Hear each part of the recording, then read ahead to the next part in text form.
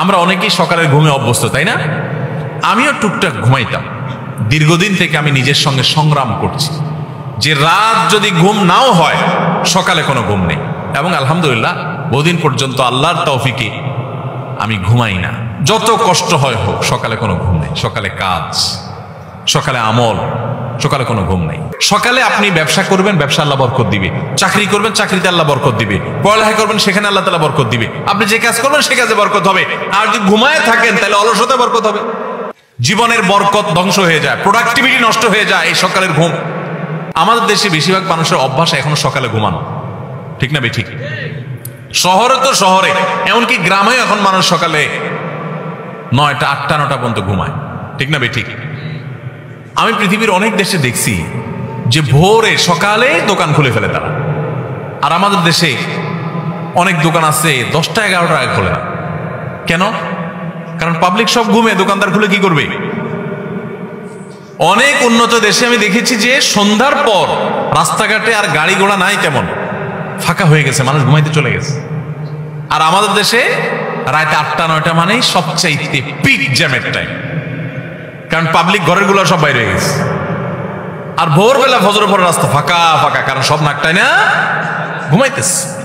ভাইরা আমার, মনে হবে খুব ছোট্ট ইস্যু, ছোট ইস্যু না, অনেক বড় ইস্যু। জীবনের বরকত ধ্বংস হয়ে যায়, প্রোডাক্টিভিটি নষ্ট হয়ে যায় এই সকালের ঘুম। হেফজখানার ছাত্ররা তাদের দ্বিতীয় সিক্রেট হলো তারা সকালে কাজ করে।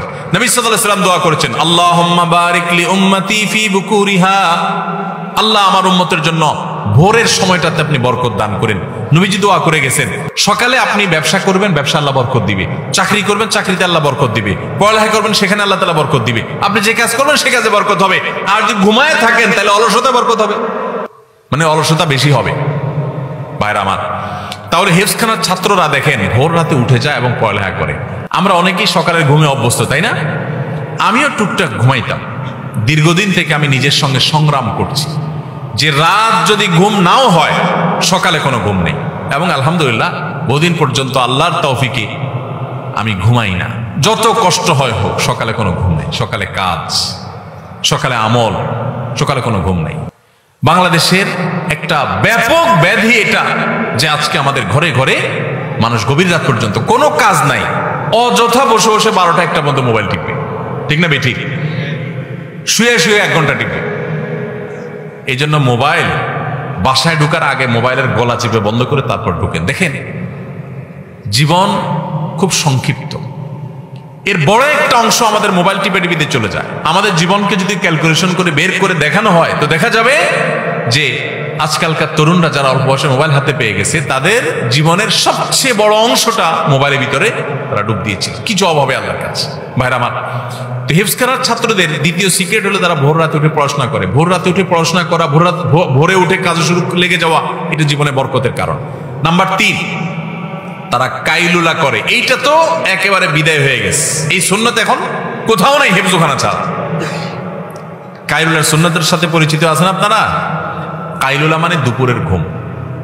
দুপুরের ঘুম, এই দুপুরের ঘুম বলতে এক্সাক্ট কোন সময়টার ঘুম, এটা নিয়ে ওলামা একরামের নানা রকমের বক্তব্য আছে।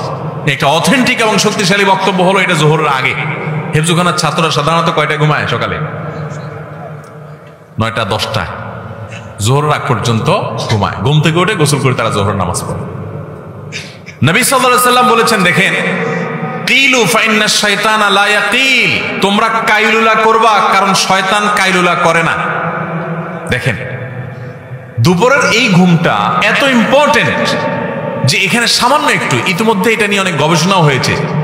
পৃথিবীতে অনেক অমুসলিম গবেষকরা গবেষণা করে বের করেছে যে দুপুরের সামান্য কয়েক মিনিটও যদি মানুষ ঘুমাতে পারে তাহলে সেটা শরীরকে এত বেশি সতেজ করে এবং এত বেশি কাজের স্টামিনা দেয় যে সে অন্য সময়ে ঘন্টা ঘন্টা ঘুমালেও সেটা পায় না। আবার সকাল থেকে টানা আপনি কাজ করছেন, দুপুরে একটু ঘুমালেন, আবার টানা সন্ধ্যা পর্যন্ত আপনি কাজ করার স্টামিনা আপনার শরীরে পাবেন, স্পৃহা আপনি পাবেন। এই সুন্নত তো একেবারে বিদায় হয়ে গেছে। আমরা অনেকে জোহরের পরে খায়া দেয় আস্তে ধীরে, যদি বন্ধের দিন থাকে, ঘুমের সুযোগ থাকে তো যায় বিছানা যায়, এমন ভাবে বিছানা যায় যে আসর মাগরিবের সাথে পড়ি, ঠিক না ভাই? ঠিক। জীবনের বরকত লাভের জন্য এই 3টা সুন্নাহ জিন্দা করা খুব গুরুত্বপূর্ণ। হিফজখানার ছাত্রদের এত ছোট ছোট বাচ্চারা এত ভালো করে কোরআন কারীমের হিফজ করে, এত তাড়াতাড়ি সময় হিফজ করে, এর অন্যতম কারণ, অনেক কারণ আছে, আমি এগুলোকে একমাত্র বলছি না। তারা রাতে তাড়াতাড়ি ঘুমায়, ভোরে উঠে তারা পড়ালেখা করে, কায়রুলের সুন্নাতটাকে তারা জিন্দা করে। এর পাশাপাশি আরো তো অন্যান্য বিষয় আছেই। আল্লাহ তাআলা আমাদের সবাইকে এই সুন্নাহগুলো মেনে চলার তৌফিক দান করুন। সবাই চেষ্টা করবো তো ইনশাআল্লাহ। আমার অবাক লাগে যখন দেখি অমুসলিম দেশগুলোতে সন্ধ্যার পরে মানুষ ঘুমায় পড়ে। আমি অবাক হয়ে গেছি, যেখানে দেখেছি আমি জিজ্ঞেস করছি প্রবাসী বাংলাদেশি ভাইদেরকে, ভাই এটা কি এই দেশের নর্মাল কালচার? বলে হ্যাঁ, এটা কমন কালচার এখানকার, যে সবাই সন্ধ্যার পর পর ঘুমায় পড়ে। আমি বলি আরে এটা তো আমার হাদিসে আছে, আমার নবী সাল্লাল্লাহু আলাইহি ওয়াসাল্লাম বারবার বলে গেছেন, তিনি রাত জাগতেন না কখনো। আর আমার দেশে মানুষকে কোনোভাবে বোঝানো যায় না, কোনোভাবে বোঝানো যায় না। শুধু আমার দেশ হলে একটা কথা, যত মুসলিম দেশ আছে বিশেষ করে মিডিল ইস্টের মানুষ তো আরো ভয়াবহ, তাদের রাত হয় রাত 12টা-1টার পর, আর আমার দেশে মানুষের রাত হয় রাত 9টার পর, ঠিক না? অফিস আদালত থেকে আইসা, দোকানপাট বন্ধ করে আইসা, কাজ কাম করে আইসা বাসায় জামা কাপড় খুলা এশার নামাজটাকে যারা নামাজ পড়েন তারা বোঝা মনে করেন নামাজ পড়ে ফেলছেন, ঝামেলা শেষ। এবার সোফার রুমে, আপনার ড্রয়িং রুমে সোফাতে একদম পেটের শরীর ঝাইড়া দিয়া বৈশা, পুরা ফ্যামিলির লোকজন বৈশা এখন আড্ডা জমে, বিসমিল্লাহ হয়। রাত 10টার পরে আড্ডার কি হয়? বিসমিল্লাহ হয়। এরপরে 11টা-12টার দিকে আস্তে আস্তে বিছানা যাও, তাও ওই আধা হাত একটা মোবাইল সাথে থাকে। এবার ওইটা আবার আধা ঘন্টা 1 ঘন্টা টিকতে থাকে। ভাইরা আমার, জিন্দিগির বরকত নষ্ট হওয়ার জন্য যথেষ্ট। আমি আলহামদুলিল্লাহ আপনাদেরকে আনন্দের সংবাদ শুনাই। আমার বাসার মধ্যে যখন থাকি আমরা, রাত 10টার মধ্যে ঘুম শেষ, সবাই রাত 10টার ভিতরে ঘুমায় যাবে। এই প্রতিজ্ঞাকে বাস্তবায়ন করার জন্য প্রতি মুহূর্তে আমরা চেষ্টা করে যাচ্ছি এবং আলহামদুলিল্লাহ বেশিরভাগ ক্ষেত্রে আমরা সফল।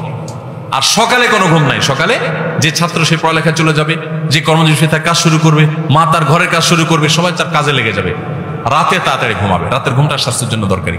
আপনি মনে করেন কিরে ভাই হুজুর ঘুমের ওয়াজ করতে আসছে, এই ঘুমের মধ্যে আপনার দুনিয়া এবং